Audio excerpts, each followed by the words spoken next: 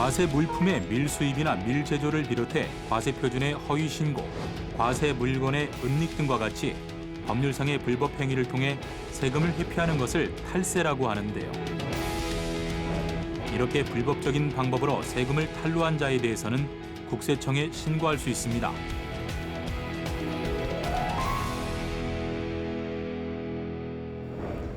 합법적인 방법으로 세금을 줄이는 절세, 그리고 불법적인 방법으로 세금을 회피하는 탈세.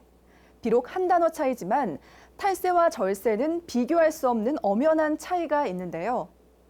특히 탈세는 성실한 납세자에게 세금을 부담시킬 수도 있게 되는 만큼 국가나 성실 납세자 모두에게 피해를 주는 행위입니다. 따라서 특정 개인이나 법인의 탈세 사실을 뒷받침할 수 있는 구체적인 내용과 증빙을 탈세자의 인적 사항과 함께 서면, 인터넷, 전화 등의 방법으로 국세청에 제공할 수 있는데요. 이것이 바로 탈세 제보입니다. 탈세 제보는 국세청 홈택스에서 가능한데요. 먼저 홈택스 상담 제보 카테고리에서 탈세 제보 차명 계좌 신고 등을 클릭하고 신고하려는 탈세 제보 내용을 선택하면 됩니다. 이때 탈세 제보는 이중장부 작성과 차명 계좌 사용 등의 방법으로 실제 매출 금액을 축소하거나 가공의 인건비를 계산하는 방법 등으로 소득 금액을 축소해 조세를 탈루하거나 부당하게 환급 공제받는 조세 탈루 부당 환급 제보부터 체납자 은닉 재산 신고, 신용카드 결제 거부 등을 신고할 수 있는데요. 또 사업자 차명 계좌 신고를 비롯해 신용카드 위장 가맹점 신고도 할 수 있습니다. 이 밖에도 현금 영수증 발급 의무 위반 신고와 함께 타의 명의 사업장 신고, 해외 금융계좌 신고 의무 위반 행위 제보도 할 수 있는데요. 이렇게 해당하는 탈세 제보 내용을 선택하면 해당 신고 대상부터 신고 방법을 비롯해 신고 포상금 등의 내용을 확인할 수 있습니다. 특히 국세청에서는 익명 사용자로 인한 피해 방지를 위해 고발인 실명 인증을 진행하고 있는데요. 따라서 성명과 주민등록번호를 입력해 실명 인증을 한 뒤 피고발인 인적 사항을 적고 제보 내용을 작성하면 됩니다.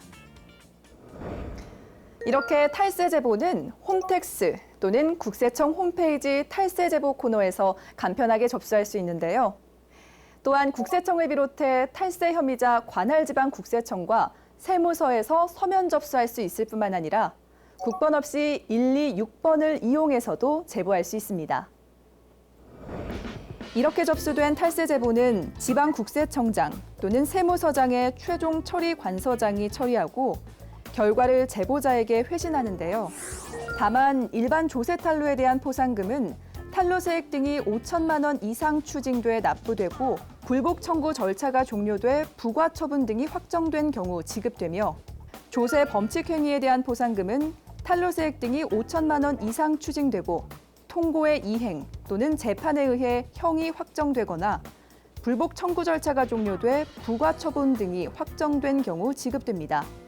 이때 포상금 지급 대상이 되는 중요한 자료는 조세 탈루를 입증할 수 있는 거래처, 품목, 수량, 금액 등 구체적 사실이 기재된 자료나 소재에 관한 정보와 회계 부정 등 비밀 자료, 부동산 투기 거래, 상속 증여세 탈루 관련 정보인데요.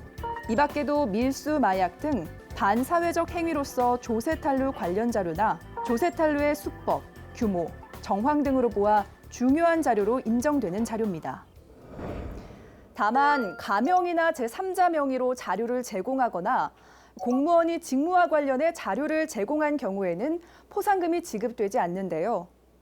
또 무분별한 추측성 탈세 제보를 비롯해 제보가 없더라도 충분히 알 수 있는 보도 내용 등의 자료, 자료 제출 당시에 조사 진행 중인 납세자의 자료 등을 제공한 경우에는 포상금 지급에서 제외됩니다.